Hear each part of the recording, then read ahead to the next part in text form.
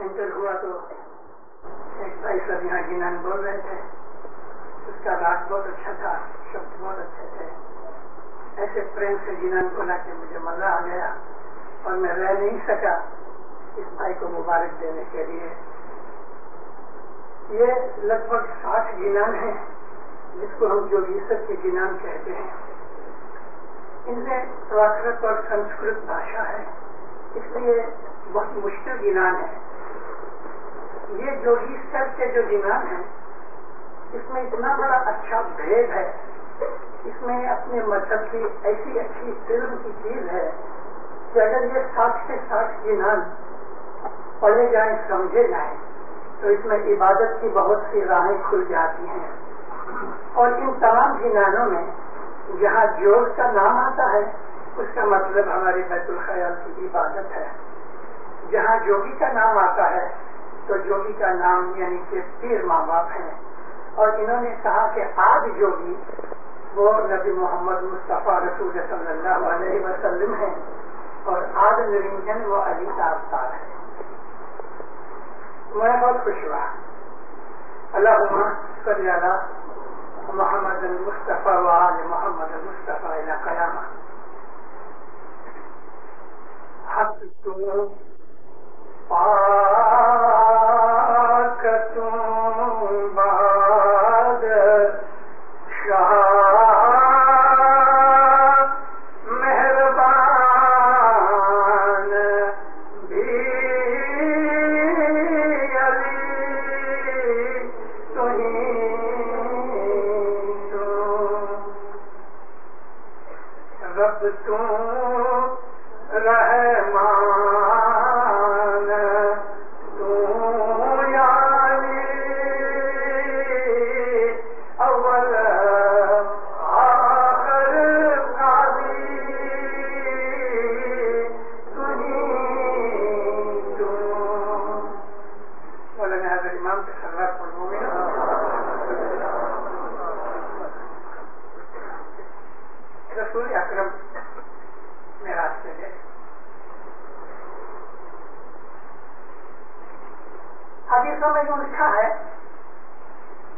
سفید گھوڑے پہ بیٹھ کے گئے.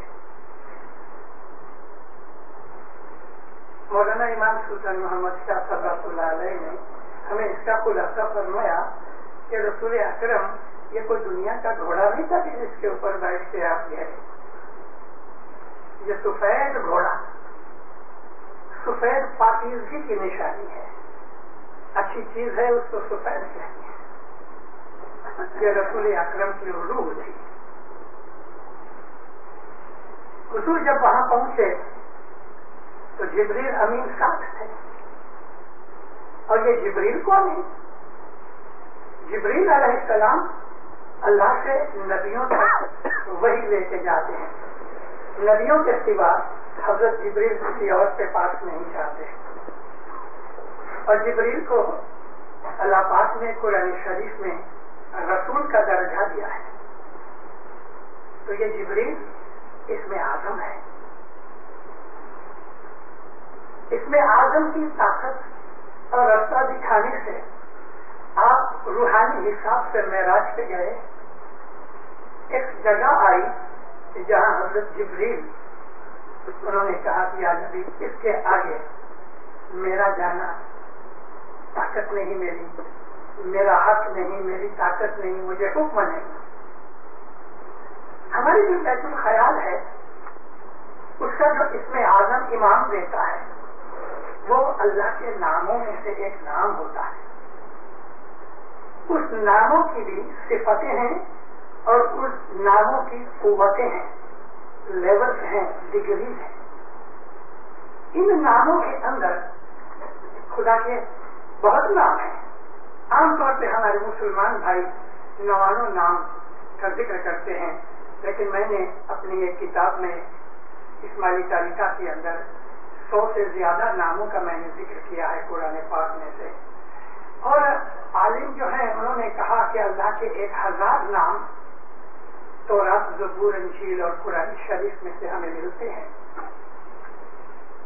اللہ نے تو کہا کہ حساب بغیر کے میرے نام ہے. ہر نام के अंदर एक ताकत और एक कुव्वत है। हर नाम का एक असर है और वो असर जुदा जुदा है। आपको समझने के लिए, हालांकि मैं बहुत डीप फिलोसफी चीज आपके सामने नहीं कह रहा हूं, क्योंकि उसका मौका भी नहीं है और सब लोग शायद उसको ग्रहण भी न कर सकें। यूं कहने के लिए, अगर किसी इंसान की रोजी तंग हो गई, यानी मेहनत करता है मगर खाना पूरा नहीं मिलता, ये एक बहुत बड़ी सजा है। रोजी तंग हो जाए किसी की कि उसको पेट पूरता खाना पीना मिले, कि आज करोड़ों आदमी दुनिया के अंदर ऐसे थर्ड वर्ल्ड कंट्रीज में, और इन कंट्रीज में भी जिसको हम एडवांस कंट्रीज कहते हैं, ऐसे हजारों लाखों नहीं करोड़ों आदमी जिनको एक टक का भी खाना पूरा नहीं मिलता है। तो ये अगर पेट पूरता खाना भी न मिले तो ये खुदा ताला की उस आदमी के गुनाहों की वजह से एक पनिशमेंट है। तो इसका कुछ रास्ता है। हाँ, खुदा ताला की उस सिफत को पुकारो, खुदा ताला की उस ताकत को, कि जिस ताकत ने इंसान को रोजी देने के लिए अपने आप को बांधा हुआ है, उसको पुकारो, और वो है अर-रज़्ज़ाक़। अर-रज़्ज़ाक़ खुदा है, वो रिज़्क़ देने वाला है। रिज़्क़ देना उसने अपने हाथ में रखा है। अगर हम खुदा ताला के इस नाम का, यानी अर-रज़्ज़ाक़, इसका हम विरद करें, विरद कहते हैं, इसको चालू बोलते रहें, लाजिम नहीं कि हाथ में तस्वीर है कि गिन के करो, नहीं। विरद उसको कहते हैं कि जिसमें गिनती नहीं होए।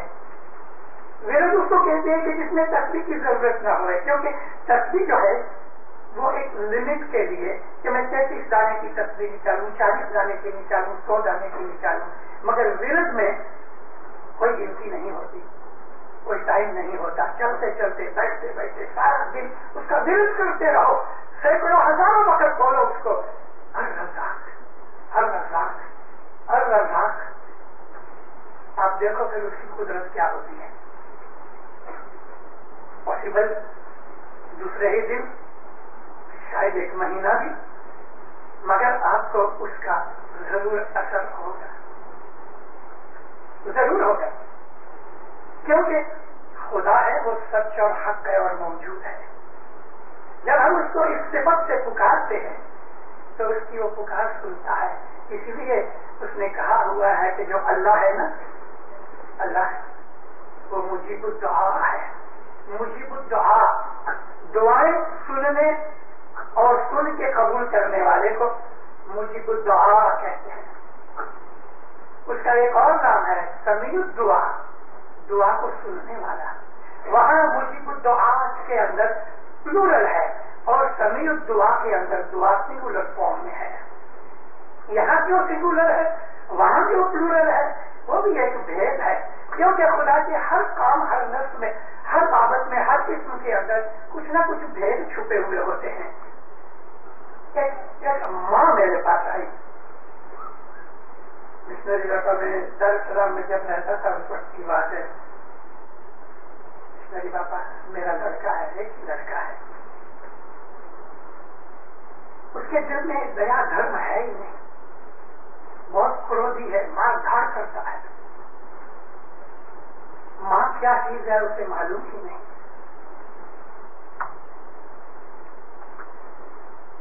मैंने कहा अच्छा, तो मैं आपको खुदा का वो नाम बताऊं कि जिसके विरोध करने से और तस्वीर निकालने से इंशाल्लाह आपके लड़के के दिल में नरमाश आ जाएगी। खुदा के नामों में एक नाम है अल-वदूद, मोहब्बत पैदा करने वाला, मोहब्बत करने वाला, मोहब्बत देने वाला। उसको मैंने समझाया कि किस तरह यूज करो। 6 महीने के अंदर वो लड़का न रहा जो था। खुदा के इन नामों के अंदर जो ताकतें हैं, ये ताकतें सूफी लोगों ने अख्तियार की। आम लोगों को इन भेदों की तलाश भी नहीं हुई और उन्हें पता भी नहीं लगा। رسول اکرم کے زمانے سے ہی بعض ایسے لوگ تھے کہ جو رسول اللہ کے پاس آ کے ایکانت میں ملا کرتے تھے. کبھی کبھی 10-20 آدمی مجلس کے طور پہ نبی حضور کے پاس بیٹھا کرتے تھے. ان کے ساتھ رسول اللہ ایسے ڈھیر سی باتیں کیا کرتے تھے. یہ گروپ علی سے محبت کرنے والا, نبی کی شناخت کرنے والا, یہی وہ گروپ تھا کہ جو آہستہ آہستہ ان روحانی منزلوں پہ پہنچا کہ جن منزلوں کے اندر سلیمان فارسی جیسے ممبر تھے, جن کے اندر ابو ذر غفاری جیسے ممبر تھے, عمار بن یاسر جیسے آدمی تھے جو رسول اللہ کے عاشق تھے, علی کے عابد تھے, علی کی بندگی کرنے والے تھے. یہ وہ گروپ تھا کہ جو گروپ آگے چل کے اسماعیلی کہلایا. ہم اسماعیلیوں کی موجودہ جماعت کی جو پیٹرن ہے یہ اس زمانے سے چلی, رسول اکرم کے زمانے سے. ایسا نہیں سمجھنا کہ اس کے پہلے کچھ نہیں تھا, اس کے پہلے بھی تھا. رسول اکرم کی نبوت سے پہلے بھی ایک ایسا گروپ تھا کہ جس گروپ کے اندر بھی سلیمان فارسی تھے. اس گروپ کے اندر بھی ایسے لوگ تھے کہ جو خدا کی وحد اللہ شریک کی عبادت کرتے تھے. ان کو ابھی تک نبی کی ملاقات نہیں ہوئی تھی. وہ انتظار کرتے تھے کہ اس زمانے کے اندر نبی آخر الزمان آنے والے ہیں. اور جب وہ آ گئے تو یہ وہ لوگ تھے کہ جو اس زمانے میں کرسچن تھے. یہودی مذہب پالنے کے بعد ایسے بھی لوگ تھے کہ جو حضرت عیسیٰ علیہ السلام کے بعد عیسائی ہو گئے اور انہوں نے یہودی مذہب چھوڑ دیا. مگر یہ کرسچن بھی تھے. یہودیوں کے اندر بھی حضرت موسیٰ علیہ السلام اور حضرت ابراہیم علیہ السلام کے زمانے سے ہر زمانے کے اندر, ہر نبی کے زمانے کے اندر دنیا میں ایسے لوگ رہے کہ جو حقیقت کو جانتے تھے, جو عبادت کرتے تھے, جو روحانیت کو سمجھتے تھے اور جن کو خدا تعالیٰ نے نور کی بخشش دی ہوئی تھی. ایسے لوگ موجود رہے ہر زمانے میں. اور یہ وہی لوگ تھے کہ جو ایک ہی سانکڑ میں جس طرح تسبیح کے دانے ایک دھاگے میں پروئے ہوئے ہیں, اسی طرح سے یہ گروپ جو تھا پیچھے کتنا بھی چلے جاؤ, آدم علیہ السلام کے زمانے سے لے کے یہ لوگ چلے آتے ہیں. یہی ست پنتھ ہے جس کو آج ہم اسماعیلی لوگ ست پنتھ کا نام اپنے پیروں سے سن کے کہتے ہیں. سب ایک ہی چیز تھی. اس وقت ہمارا نام اسماعیلی نہیں تھا. اس وقت جو زمانہ تھا اس زمانے کے حساب سے ان کا نام تھا. قرآن شریف میں اس بات کے بہت سے بھید کی باتیں کہی ہوئی ہیں. اللہ نے کہیں ان کو ذاکرین کہا ہے, ذکر کرنے والے کو, کہیں اللہ نے ان کو عابدین کہا ہے, عبادت کرنے والے تھے. کہیں کہیں تو ان کو اصحاب صفا کے نام سے یاد کیا ہے کہ جن 6 یا 7 آدمیوں نے مل کے اپنا گھر بار چھوڑ دیا اور گفا میں جا کے عبادت شروع کر دی. اللہ تعالیٰ نے ان کو یاد کیا ہے اصحاب صفا. تو رسول اکرم کے زمانے میں یہ جو تھوڑے سے لوگ تھے, ان کے 40 نام تو مجھے ہسٹری میں سے ملے ہیں, ہو سکتا ہے زیادہ بھی ہونے. یہی لوگ تھے جو اسماعیلی مذہب کی بنیاد تھی وہ زمانے کے اندر, یعنی کہ جماعت کے. یہ لوگ نبی کے پاس جا کے وہ چیزیں سیکھتے تھے کہ جو عام لوگ نہیں جانتے تھے, یا نبی کریم ان کو ان کی لو حالت دیکھ کے ایسی اونچی چیزیں دینے کے لیے ذرا اچکاتے تھے, ہیزیٹیٹ کرتے تھے. ان لوگوں کو یہ سب علم وغیرہ سکھا کے کہ جنہوں نے عبادتیں کی, یہ گروپ بڑھتا رہا اور پھر اس گروپ میں سے بہت سے لوگ نکل بھی گئے. جیسے کہ اخوان الصفا جو تھے وہ ہمارے مذہب میں سے ہی, ہمارے اندر سے ہی نکل کے باہر گئے اور ہم اس کو اب اسماعیلی نہیں کہتے. ہر زمانے میں امام کی موجودگی میں ایسے لوگ رہے کہ جن کو اپنی روحانیت کا خیال تھا.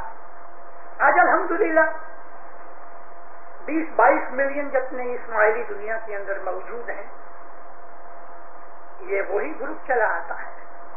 لیکن جب درخت کی شاخیں برانچز بہت بڑھ جاتی ہیں, وہ بہت پھیل جاتا ہے. اس میں بعض ایسی بھی ہوتی ہیں کہ کچھ پتے یا کچھ برانچیں سڑ جاتی ہیں. ان کو زمین کی جو روٹس ہیں اس میں سے ان تک پانی پہنچتا ہے یا نہیں پہنچتا. نہ پہنچنے کی وجہ سے ہی کچھ برانچز کچھ پتے سڑ جاتے ہیں. ہماری جماعت کے اندر بھی ایسے لوگ ہر زمانے میں رہے کہ جن تک وہ نور کا پانی کہ جو امام کی بدولت، پیروں کی معرفت، دائیوں اور مشنریوں اور بھکتوں کی واعظوں کے ذریعے سے جو جماعت تک پہنچتا ہے آج بھی پہنچتا ہے، لیکن جس طرح سے اس روٹ میں سے کچھ پانی کچھ برانچز تک نہیں پہنچتا تو وہ برانچز سوکھ جاتی ہیں. اور اس طرح ہمارے بہت سے ایسے بھی اسماعیلی بھائی بہن ہیں کہ جن کی روحانیت سوکھ جاتی ہے کیونکہ ان تک علم پہنچتا نہیں. ایک سروور سینچے رو پیار، ایک ہریا دوجا سوکھا. ایک سروور کہتے ہیں ایک جھیل کو، لیک کو، ایک ہاؤس کو، پول کو پانی کا ہے، یہ سروور ہے. اور سروور کہتے ہیں درخت کو. ایک ہی سروور سے درخت کو پانی ملتا ہے. ایک سروور سینچے روپیا، ایک ہریا دوجا سوکھا. ایک ہرا ہے دوسرا سوکھا ہوا ہے. وجہ کیا ہے کہ ان کی جو جڑیں اور موڑ ہے نا وہ خراب ہو چکی ہیں. نگرے راہ نہیں رہ پائی بھائی ست بنا تے سوکھا. نگرا حقیقت میں نگرا اس کو کہتے ہیں کہ جس کو کچھ دیا جائے اور اس کی اس سے قدر نہ ہوئے، جو انگریٹفل ہوئے، جس کے دل میں صفائی نہیں ہوئے، جو یوں ہی بیٹھا ہے اندر کچھ ہے باہر کچھ ہے، اس کو ہمارے گنانوں میں نگرا کہا ہے. ایک ہی تالاب کے کنارے پہ، ایک ہی لیک کے کنارے پہ دو درخت ہیں، ایک سوکھ گیا ایک ہرا ہے. اسی طرح سے جماعت کے اندر بھی سب لوگ یکساں نہیں ہوتے. اگر اندر کی محبت نہیں، امام کی شناخت نہیں، تو حاضر امام کے سامنے بیٹھ کر بھی اس کو دیدار کا لابھ نہیں ملتا. یہ ہماری اندر کی کنڈیشن کا کارن ہے. ہمارا دل کیسا ہے؟ پھر کہتے ہیں کہ جیری تارا دل مائیں تیری صاحب نہیں واچا. جیسا تمہارے دل میں مولا کے لیے محبت ہوگی ایسے ہی مولا کی بھی زبان سے وہی لفظ نکلیں گے. وہ سب کو جانتا ہے دیندار، سب کو جانتا ہے. وہ ایک ایک کو آنکھ بند کر کے بھی دیکھ سکتا ہے. یہ بات ضروری ہے کہ ہمیں یقین ہونا چاہیے کہ یہ مولا سچا ہے. اگر یہ یقین ہمارے دل میں نہیں تو کتنی بھی فرمان سنو، وعظیں سنو، کتنے بھی گنان سنو، کتنے بھی گیلن نیاز پی جاؤ اور کتنے چند سپریت کھا جاؤ، جھورے کھا جاؤ، کچھ نہیں ہوگا. اندر کی دل کی صفائی ایمان کے ساتھ ہونی چاہیے.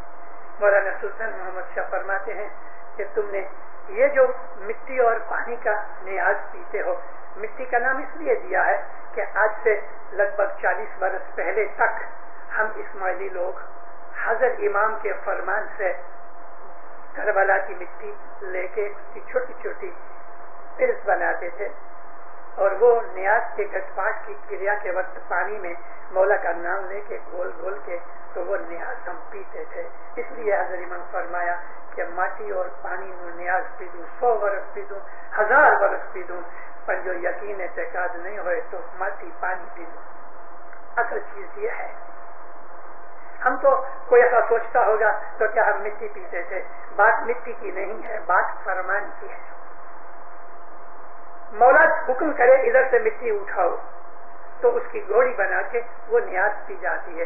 رسول اکرم تو اپنے ہاتھ ڈال کے نیاز بناتے تھے اور بہت سے ایسے لوگ تھے کہ رسول اکرم جب یہ ہاتھ دھو لیتے تھے کھانے کے بعد تو وہ پانی اکٹھا کر لیتے تھے اور پیتے تھے. یہاں اعتقاد ہوتا ہے.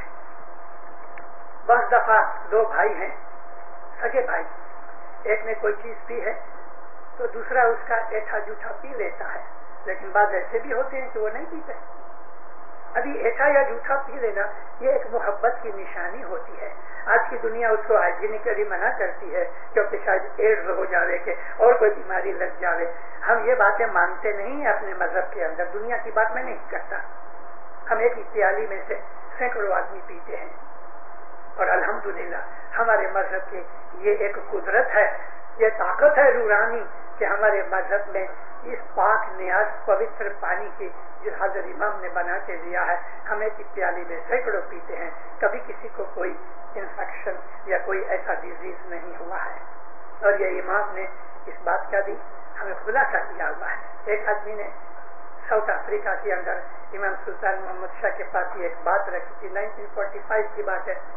کہتا خداوند کسی آدمی کو ٹی بی ہوتا ہے، کسی کو بیماری ہوتی ہے، ہم سب لوگ نیاز پیتے ہیں، تو ہر آدمی اپنے کھیسے میں پیالی گھر سے لے کے آوے اور اس میں نیاز ڈال کے پیے. مولانا سلطان محمد شاہ نے اس کا کوٹ کا لیپل پکڑ کے اس کو گھر کی کاٹیوں کے دو باتیں تھی، ایک نیاز کی بات تھی اور ایک نادی کی بات تھی. مولانا اس کو فرماتے ہیں کہ تم مجھ کو بتاؤ کہ نیاز پینے سے کون بیمار ہوا ہے، مجھ کو بتاؤ، وہ آدمی کو لے کے آؤ میرے پاس.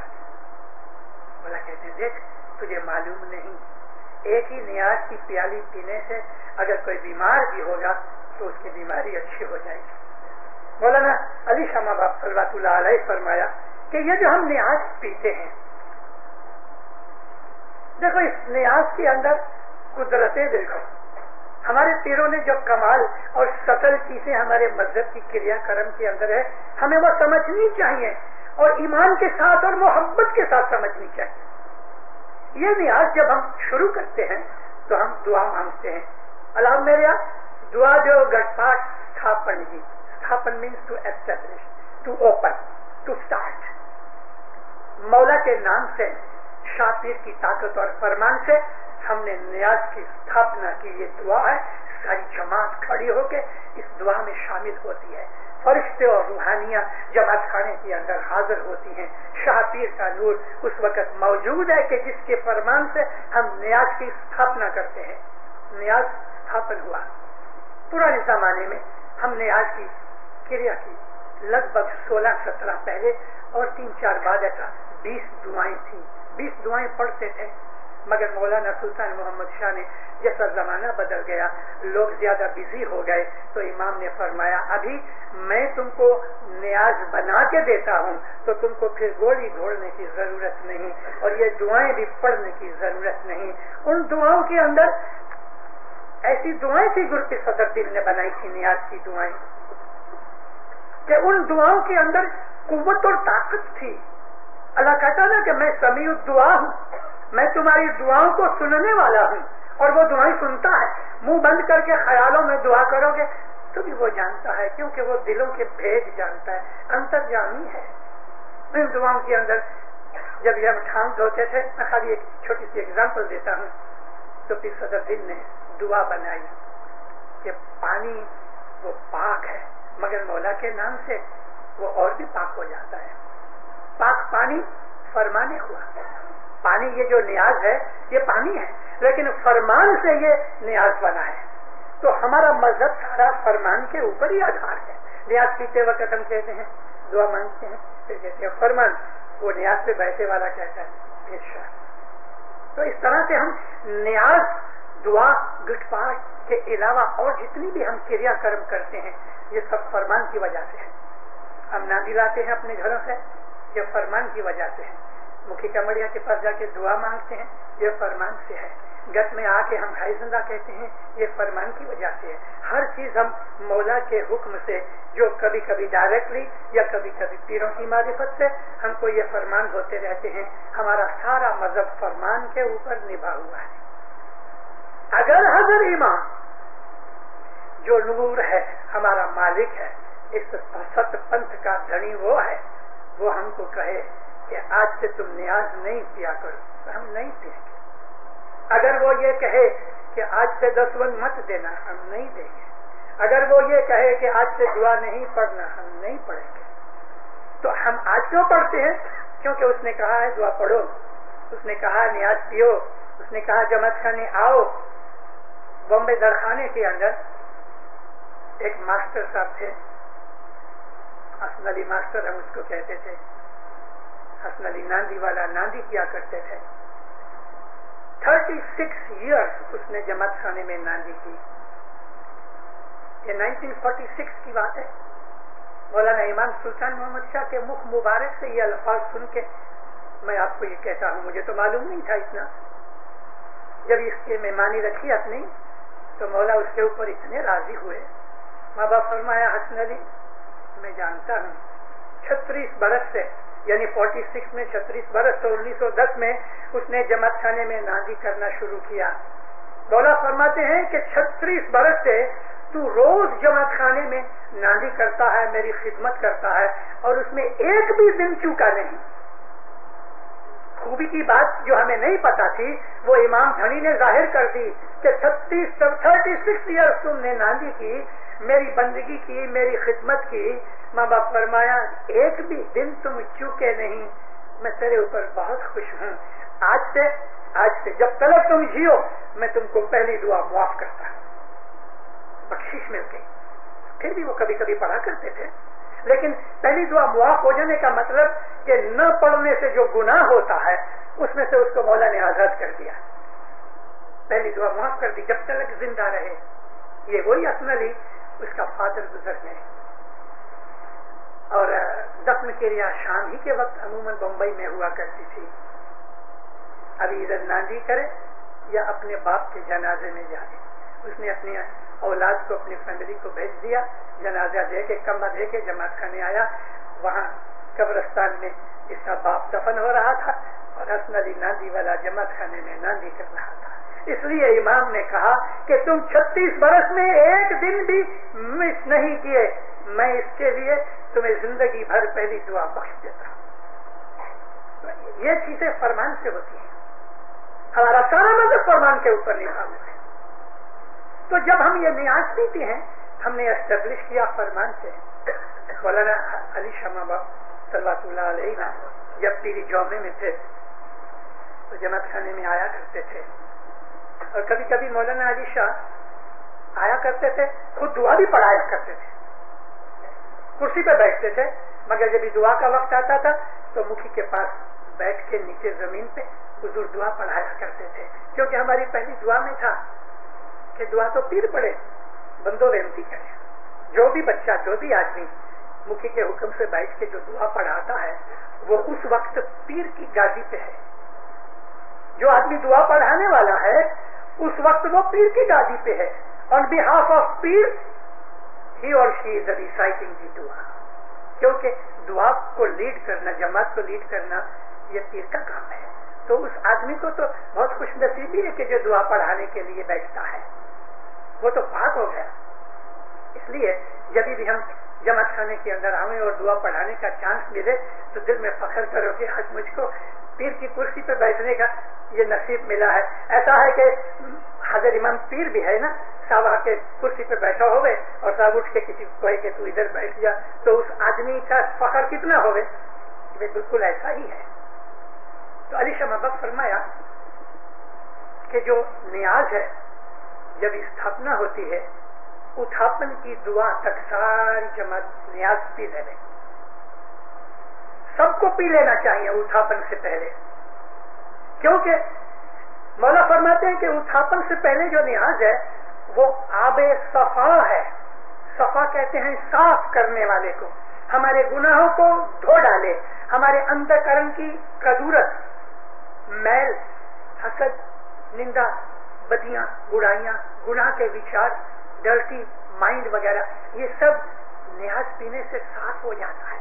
لیکن کیا ہم کو یہ سمجھ ہے نیاز کی پیالی پینے سے اس وقت کیا ہم کو یہ سمجھ ہے میرا حسد, میرا کینہ, میرا غصہ, میری بدماشیاں, میرا جھوٹ بولنا, میری دغا فریبی, یہ سب گناہ یا مولا تو مجھے بخش.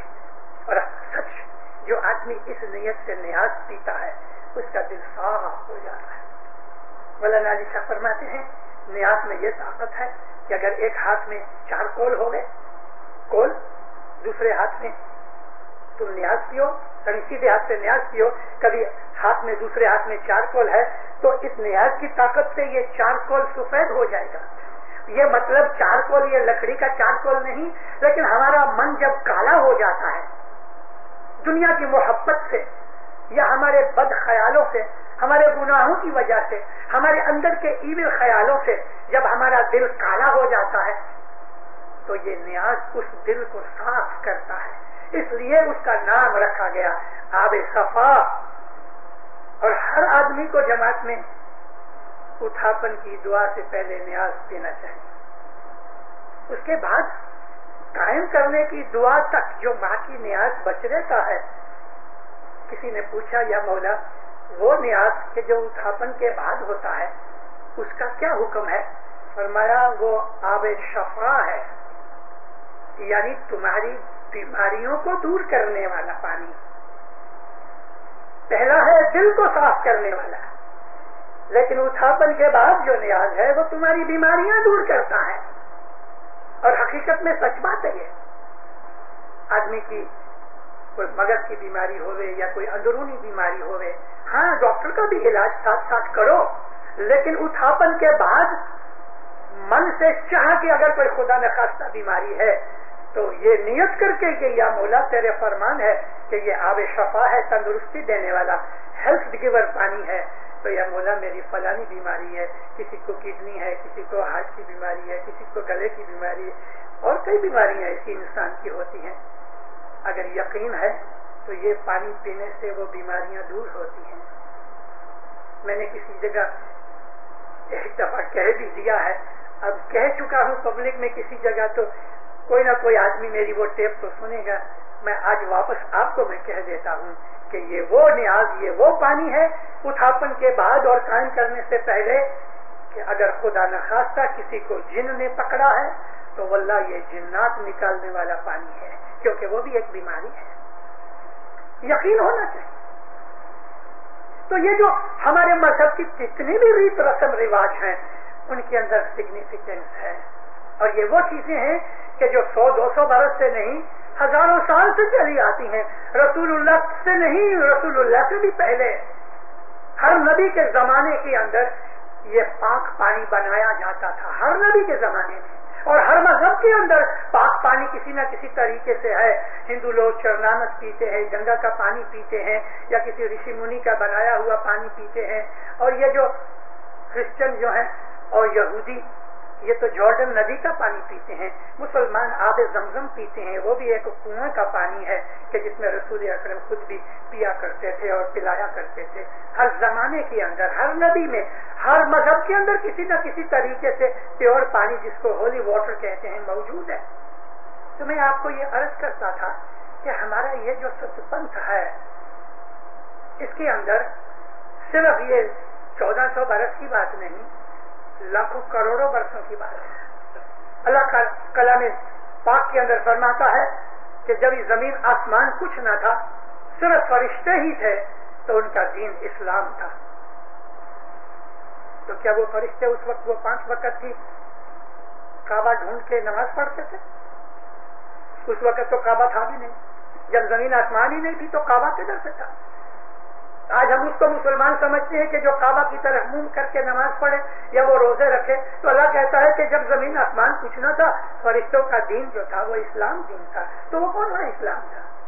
वो रोजे रखते थे, लेकिन हकीकत में इस्लाम कहते हैं अपने आप को सबमिट कर देना, खुदा के सामने अपने आप को सौंप देना, ये मतलब कि प्योर ओबीडियंस। तो वो फरिश्ते आज भी लाखों करोड़ बेहिसाब फरिश्ते जो हैं वो खुदा का हुक्म मानते हैं। इसी बात का नाम इस्लाम है। खुदा का हुक्म मानना ही इस्लाम है। इसको हम फरमान बरदारी कहते हैं। ये चीज, ये एसेंस हमारे इस्माइली तरीके के अंदर है कि हम अपना सब कुछ तन मन धन मौलाना हजर इमाम की, कि जो खुद खुदावंद आलमीन की जात पाक नूर है, वो अल्लाह ही का नूर है, इसको हम अपना आप सौंप देते हैं। हमारा सारा मजहब हजर इमाम की फरमान बरदारी के ऊपर है। हमारे मजहब की तमाम जितनी भी फाउंडेशन है वो हजर इमाम के फरमान से है। जिंदारों, गए 30-40 बरस से मैं दुनिया में तो घूमता रहा, इससे ज्यादा 60 बरस से मैं मुसाफरियां करता हूँ, लेकिन गए 30-40 बरस से आहिस्ता आहिस्ता हमारी जमात के अंदर 2 किस्म के लोग हो गए हैं। एक वो लोग हैं कि जो प्योरली शरीयती टाइप के हैं, यानी वो कुरान हदीस वगैरह ही की तरफ वलन रखते हैं, اور गिनानों को वो अच्छा नहीं समझते, इसको हिंदू तरीका समझते हैं, नियाज वगैरह को भी वो नहीं समझते, ये दुआ पढ़ने का भी उनका ईमान वगैरह नहीं है, वो शरीयती टाइप के हैं और वो भी शरीयत सुन्नी टाइप की है। ऐसे बहुत से लोग ज्यादा हो रहे हैं हमारी जमात के अंदर। दूसरे वो लोग हैं कि जो असल प्रणाली का और इस्माइली मजहब के ऊपर टिके हुए हैं, वन वे और दी अदर।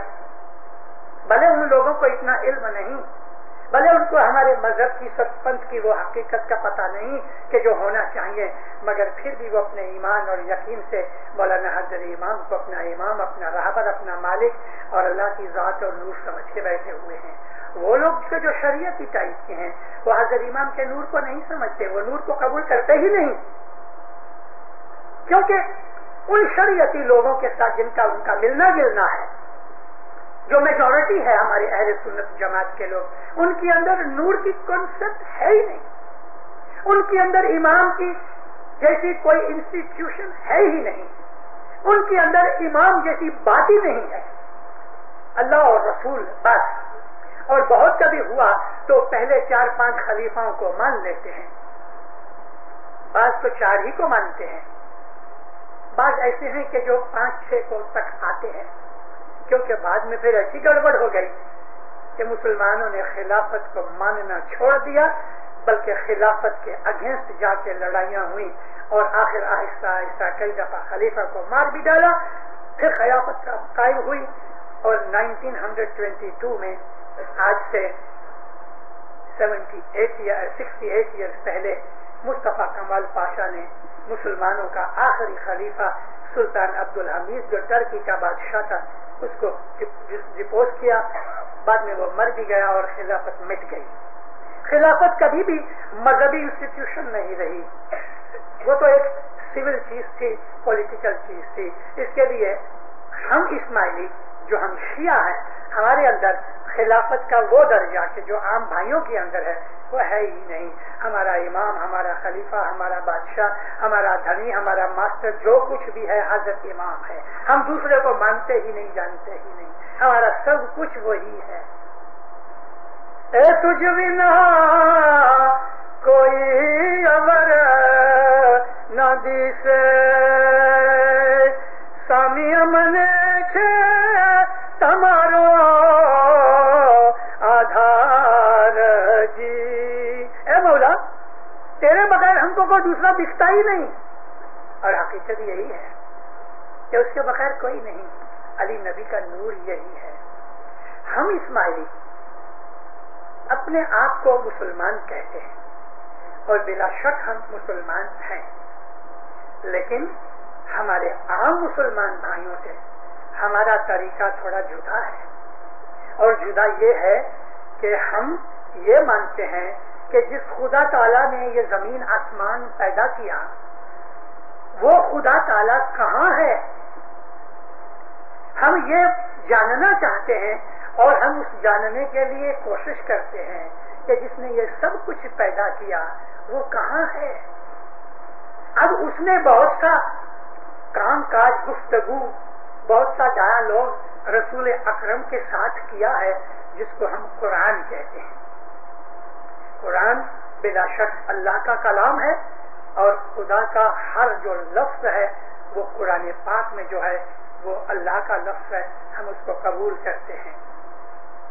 तो खुदा ताला ने क्या अपने लिए कुछ इंट्रोडक्शन या कोई तरीका ढूंढवाने का, अपनी कुछ रिकग्निशन को इशारा किया है कि मैं कौन हूँ, कहाँ हूँ, कैसा हूँ? हाँ, तो हम इस्माइली वो कुरान के अंदर ढूंढते रहे रसूलुल्लाह के जमाने में। तो नबी करीम ने आम लोगों को जो कुरान दिया तो दिया, लोग उसकी तिलावत करते रहे, पढ़ते रहे, लेकिन कुरान के अंदर बहुत सी ऐसी चीजें हैं कि जो उन अरबों को भी समझ में नहीं आती थी। तो रसूलुल्लाह के पास प्राइवेटली 5-25 आदमी बैठ जाते थे, बाकी चले जाते थे, कोई अपने खेतर में चला जाता था, कुछ घेटे बकरियां ले जाता था, लेकिन जिनको शौक था, जिनको जुस्तजू थी, जिनको क्रेविंग थी, जिनको सर्च करने की तौफीक थी, ऐसे कुछ लोग थे कि जो जाके बैठा करते थे। मैंने चंद का नाम आपके सामने दिया है। نبی کریم ان کو پھر سمجھایا کرتے تھے. نبی دیکھتے تھے کہ اس کی لیول کیسی ہے، اس لیول کے حساب سے ان کو کہا کرتے تھے. کہ عام لوگوں کو اگر نبی یہ بھید بتاتے کہ جو یہ 25-50 آدمیوں کو دیتے تھے تو اسلام مٹ جاتا. وہ بھید کیا تھا؟ وہ بھید کتابوں کے اندر موجود ہے. رسول اکرم ان کو کہا کرتے تھے کہ دیکھو اللہ ہے وہ نور ہے، لیکن اللہ نے کہا ہے کہ میں مبین ہوں.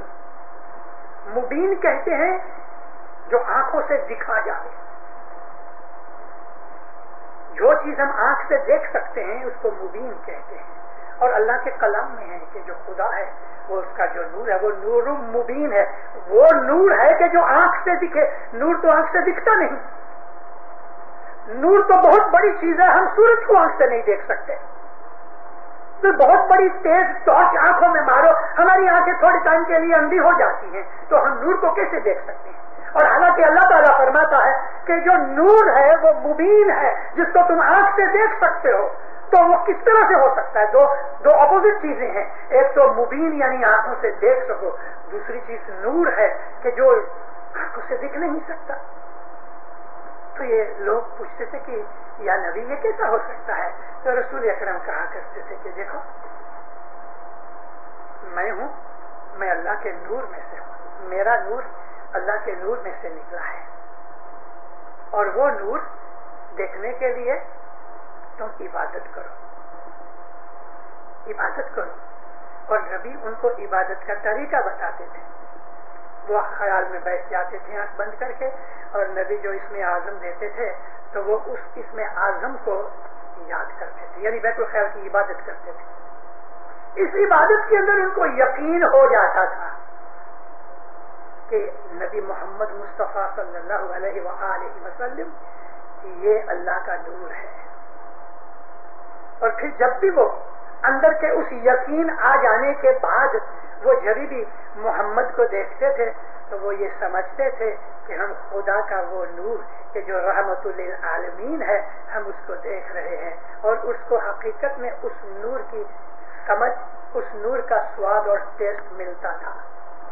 جب یہ اور تیار ہو جاتے تھے کچھ اور ٹائم کے بعد تو نبی کریم ایک دن ان کو کہتے ہیں کہ میں تم کو قرآن شریف میں جو لکھا ہے اللہ کا چہرہ، میں تم کو وہ چہرہ دکھاؤں. تو بڑے انکوزیٹو ہو جاتے تھے. یہ باتیں کرتے کرتے جب حضرت علی چلے آئے تو ان کو کہتے تھے کہ دیکھو علی کا چہرہ ہے نا یہ خدا کا چہرہ ہے. علی کا جو چہرہ ہے وہ اللہ کا چہرہ ہے. علی لسان اللہ ہے. علی جب بولتا ہے تو وہ اللہ کا کلام ہے. علی کی آنکھیں جو ہیں نا وہ اللہ کی آنکھیں ہیں. اللہ علی کی آنکھوں سے دیکھتا ہے. اس کا چہرہ اللہ کا چہرہ ہے. اس کی زبان اللہ کی زبان ہے. اس کے ہاتھ اللہ کے ہاتھ ہیں. پہلے اپنی شناخت بتائی پیر کی، اور اب اس نے امام کی شناخت بتائی. نور کو دیکھنا ہماری آنکھ میں طاقت نہیں، لیکن اللہ کہتا ہے کہ نور ایسا ہے کہ تم اس کو ظاہر کی آنکھ سے دیکھ سکتے ہو. نور مبین. خدا نے ایک اور بھی اپنے ناموں میں نام کیا ہے الظاہر. الظاہر کہتے ہیں کہ جو اوپن ہے، اپیرنٹ ہے. خدا ظاہر ہے، چھپا ہوا نہیں. پھر کہتا ہے مبین ہے کہ تم آنکھوں سے دیکھ سکتے ہو. یہ پزل جو ہے عام لوگوں کی سمجھ میں نہیں آئے گا، مگر جو عقل والے ہیں تو اللہ کہتا ہے they will reflect، یعنی وہ اس چیز کو پا جائیں گے کہ نور کو پانا ہمارا حق نہیں، ہماری طاقت نہیں، ہماری توفیق نہیں، ہمارے اندر ایبلٹی نہیں، مگر وہ کبھی ہم کو دے دے لے. $1,00,000 جمع کر کے مجھے مکان لینا ہے، لیکن میرے پاس کھانے کے پیسے نہیں، میں $1,00,000 کب جمع کروں گا؟ لیکن اگر کوئی سخی داتا مجھ کو کہے یہ $1,00,000 تو میری محنت کرنے کی تو ضرورت ہی نہ رہی. مولا ایسا سخی ہے، نور کو ہماری آنکھیں دیکھ نہیں سکتی، لیکن وہ جب آ کے بیٹھتا ہے ہمارے اندر، ہمارا امام، تو اس کا نور دیکھنے کا جو فائدہ اور ثواب ہے وہ ہم کو مل جاتا ہے. یہ تمہارے $1,00,000 میں تم کو دیتا ہوں، بخشش ملتی ہے. حضرت امام کا چہرہ دیکھنا خدا کا دیدار ہے، علی محمد صلی اللہ علیہ وسلم کا چہرہ دیکھنا شاہ پیر کا دیدار ہے۔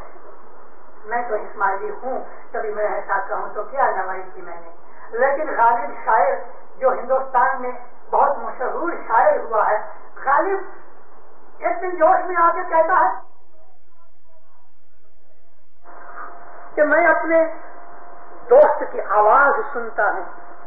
دوست اس کو کہتے ہیں کہ جس سے دل ملا ہوتا ہے،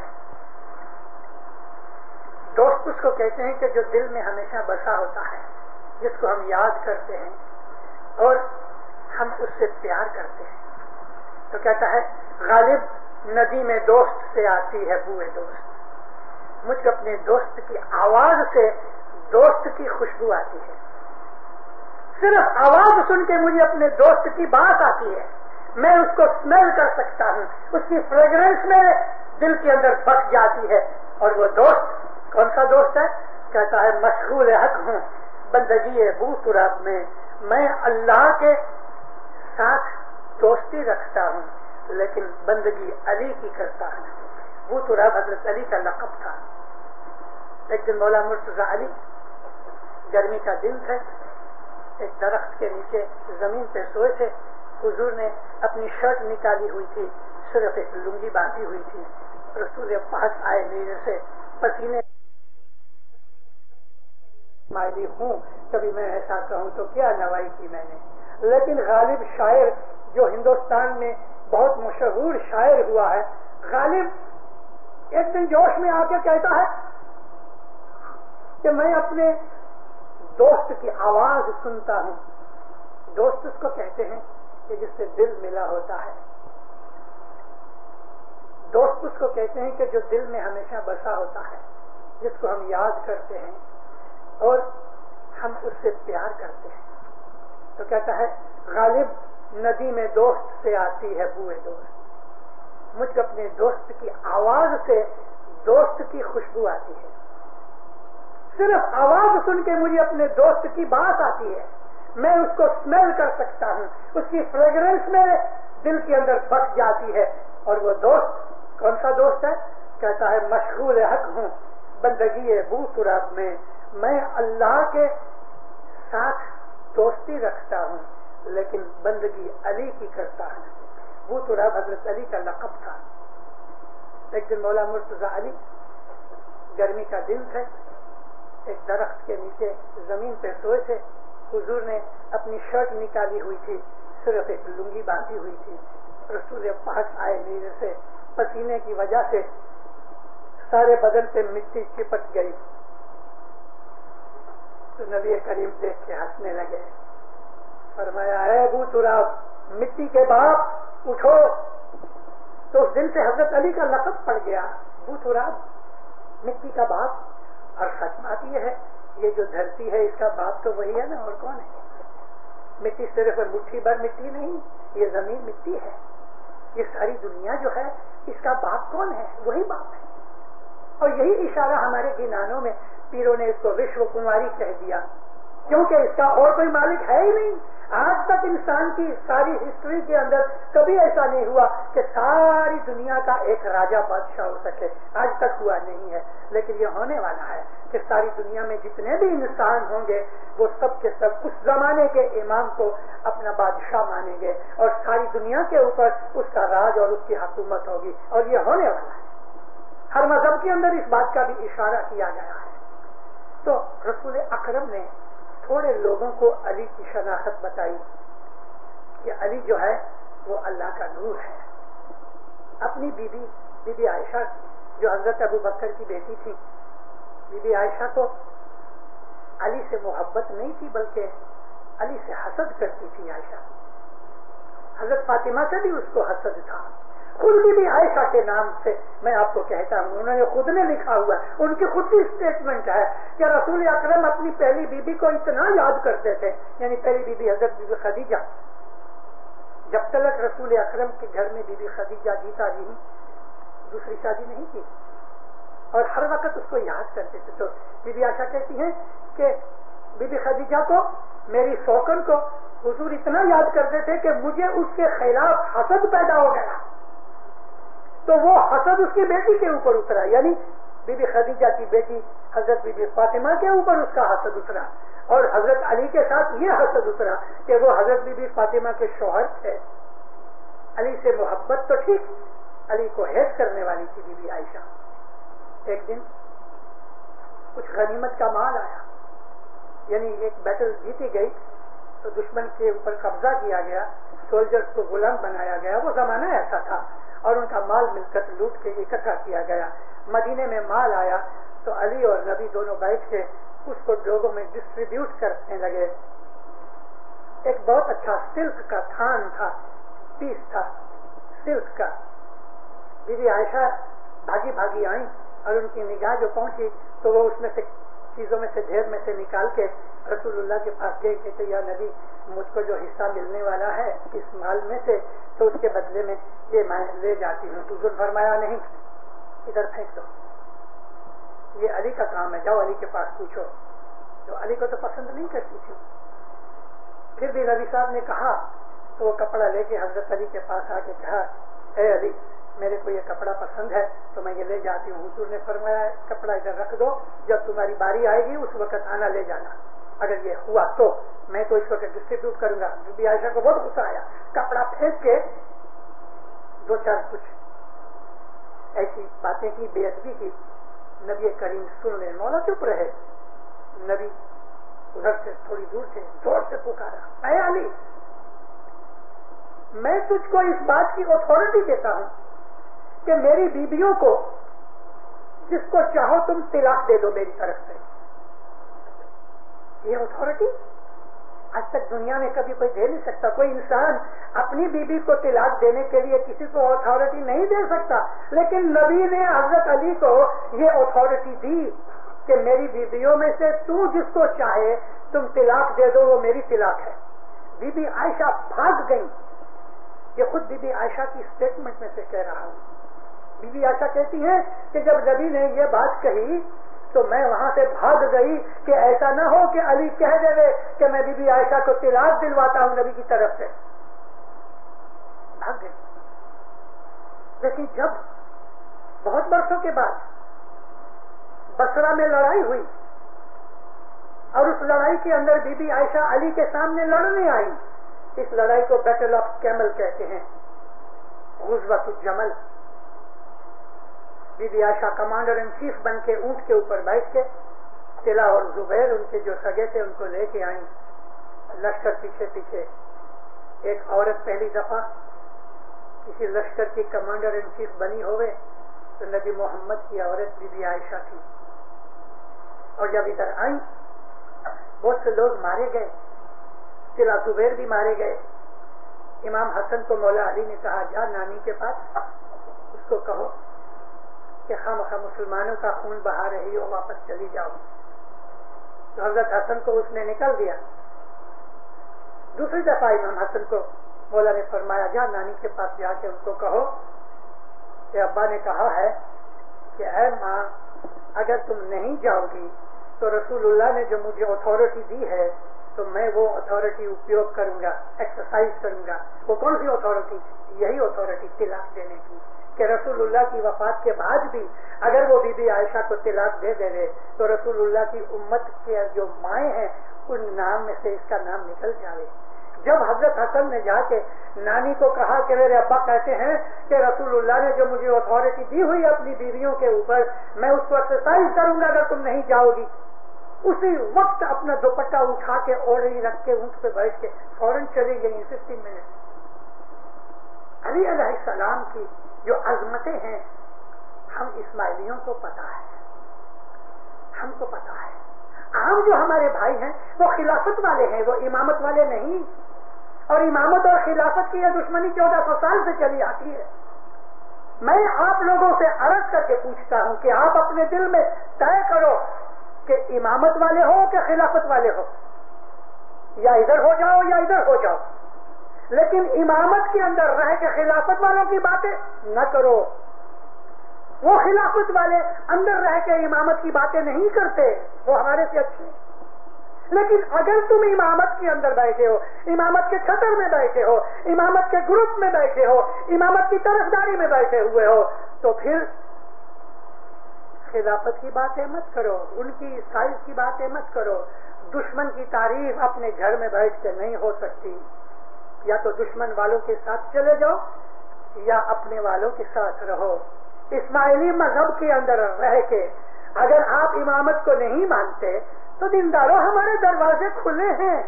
میں تو بسا اوقات اپنی وعظوں میں کہہ چکا ہوں کہ ہمارا مذہب جو ہے، ہماری جو یہ جماعت ہے، اس کو سنکھیا کے اوپر، نمبر کے اوپر، نیومرولوجی کے اوپر کوئی تعلق نہیں.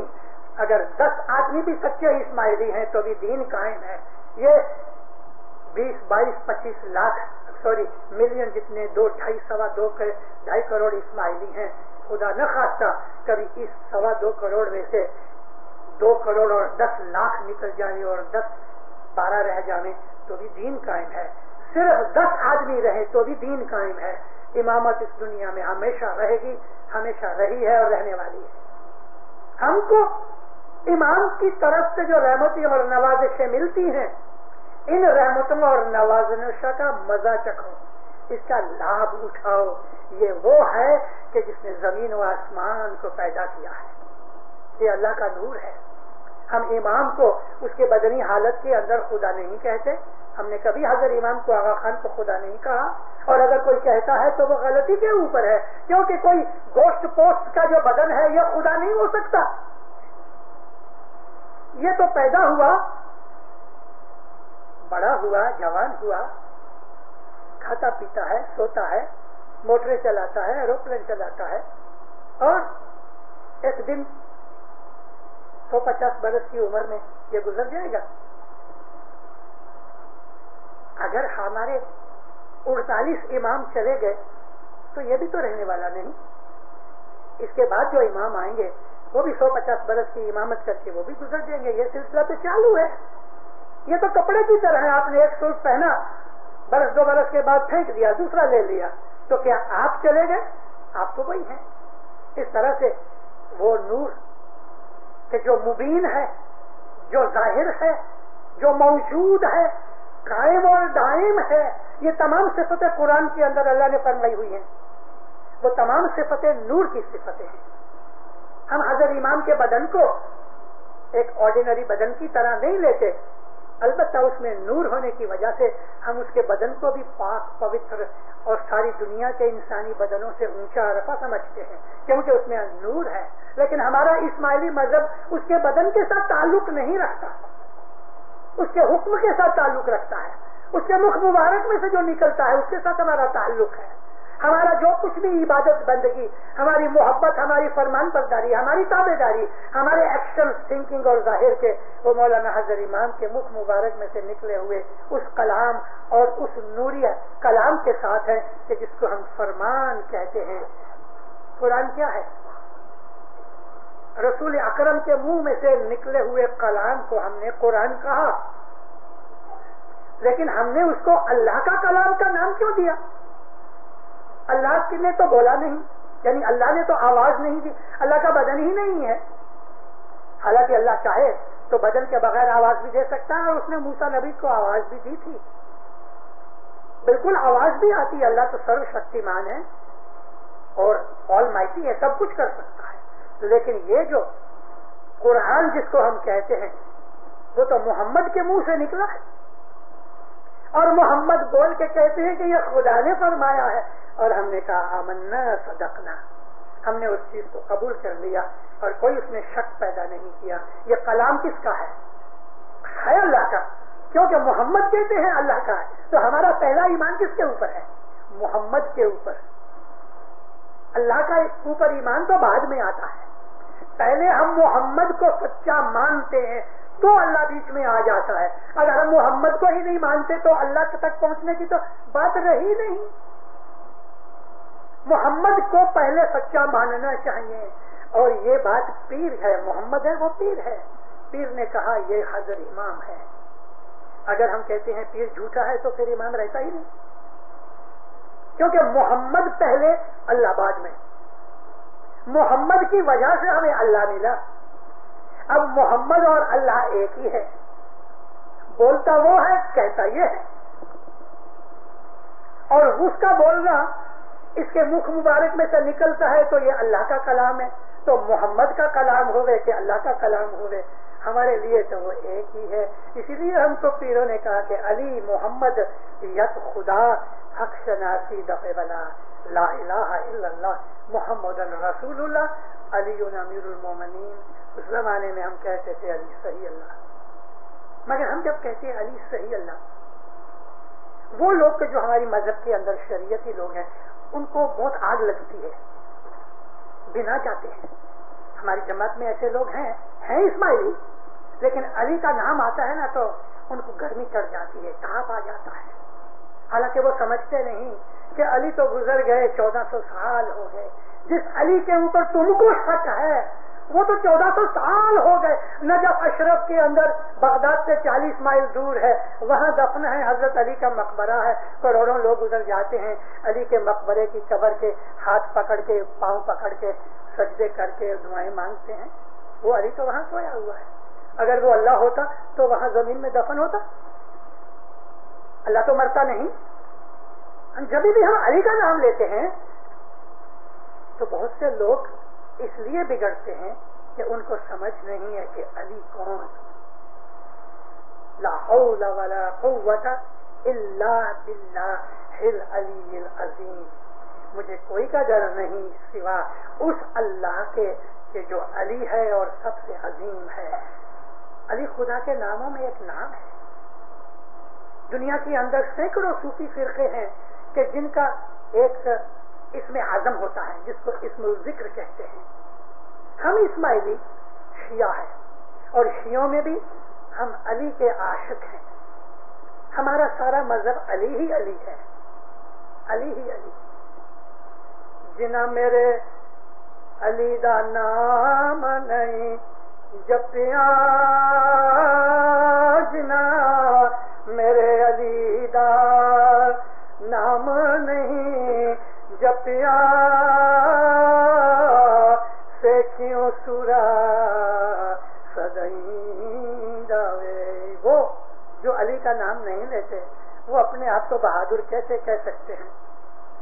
وہ بہادر نہیں، کسی اور اوپر کے پاٹ میں سے کسی گنان میں ہے، بھج پڑو دوڑ پڑو، بھج پڑو ستگر جی دے شرنے، جشن میں پار اتار۔ ستگر سچے مرشد کے پاؤں میں جا کے گر جاؤ کہ وہ تم کو ایک آنکھ کی پلک میں تم کو پار اتار دے گا۔ یہاں پار اتار دینے کا مطلب ہے تمہارے اندر کی سب بدیاں اندھیرا دور کر دے گا۔ یقین آنا چاہیے۔ علی کی شناخت نبی نے بتائی، نبی بار بار علی کی تعریف کر کر کے جو مومن تھے ان کو مضبوط کرتے رہے، لیکن علی کے دشمن بہت تھے، اس وقت بھی تھے، آج بھی ہیں، مگر علی تو علی ہے۔ پھر شمس کہتے ہیں اے علی، اے مولا علی، تو حق ہے۔ حق خدا کے ناموں میں سے ایک نام ہے، حق کہتے ہیں ٹروتھ کو۔ تو پاک ہے، پیور ہے اور بادشاہ ہے، ساری زمین آسمان تیری سلطنت ہے، مہربان ہے، کمپیشنیٹ ہے، بخششیں دینے والا ہے، بھولے چکے درگزر کرنے والا ہے، مہربان ہے۔ حق تم، پاک تم، بادشاہ، مہربان بھی، علی تو ہی تم۔ پھر کہتے ہیں رب تو رحمان تو یاری، اول آخر قاضی تو ہی تو۔ رب تو ہے، پالنے والا، سسٹین کرنے والا تو ہے، رب بھی ہے، رحمان ہے، اول بھی ہے، آخر بھی ہے، اور تو جسٹ کرنے والا بھی تو ہی ہے، تو قاضی ہے۔ قیامت کے دن حساب کتاب علی لے گا، علی لے گا۔ اس لیے رسول اکرم نے حضرت علی کا نام رکھا قاسم نار و جنہ، یعنی جنت اور دوزخ دینے والا، اس کو ڈسٹریبیوٹ کرنے والا، ان کے لوگوں کے اعمال کے حساب سے حضرت علی ان کو کہیں گے اس کو جنت میں لے جاؤ، اس کو دوزخ میں لے جاؤ. تو مولا علی کے لیے رسول اللہ نے یہ نام رکھا قسیم النار و جنہ. قسیم بھی کہتے ہیں، قاسم بھی کہتے ہیں. ورڈ قاسم جو ہے وہ بھی اسی طرح آتا ہے، اس کو کہتے ہیں ڈسٹریبیوٹر. مولا مرتضی علی کا خود کا بھی دعویٰ ہے کہ دوزخ اور جنت میرے ہاتھ میں ہے. مولا نے یہ دعویٰ کیا کہ میں بولتا قرآن ہوں. رسول اکرم نے علی کے لیے جو صفتیں بیان کی ہیں، دینداروں اس کا کوئی اینڈ نہیں. ایک سنی مسلمان عالم نے، امرتسر کا میرے گاؤں کا رہنے والا عبید اللہ امرتسری نے 600 پیج کی کتاب لکھی ہے. اس نے لکھا ہے اپنے پریفیس میں کہ میں بہت سے سنی بھائیوں کو ناراض کر رہا ہوں گا جب وہ یہ میری کتاب پڑھیں گے کہ میں سنی ہو کے علی کی صفتیں میں بیان کر رہا ہوں، لیکن میں مجبور ہوں. مجھے حق کی روشنی اس طرح ملی. اس کتاب کا نام ہے ارجح المطالب، 600 پیج ہے. علی ہی کی صفتیں سب بیان کی ہیں اور حدیثوں میں سے نکال کے. علی حق ہے.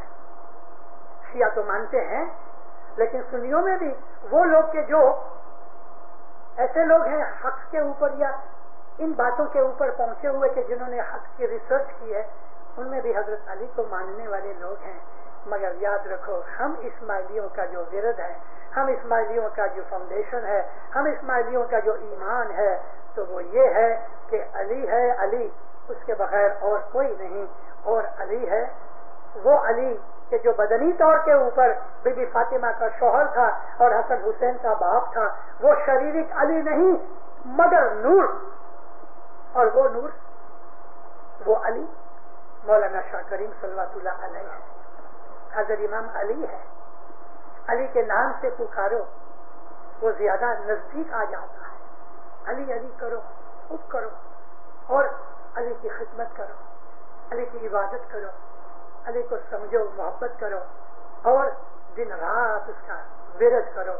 تو انشاءاللہ دین و دنیا کے اندر آپ کو قوت ملے گی، چڑھتی ہوئے گی، دشمن دفع ہوں گے، بلائیں دور ہوں گی، روزی رزق زیادہ ہوگی، ایمان مضبوط ہوگا، دل دماغ روشن ہو جائے گا، ظاہر و باطن میں نور ملے گا، دین و دنیا کی خوشیاں ملیں گی، دین و دنیا کی آبادیاں ملیں گی، نیک مرادیں پوری ہوئیں گی، جو مانگو گے وہ ملے گا.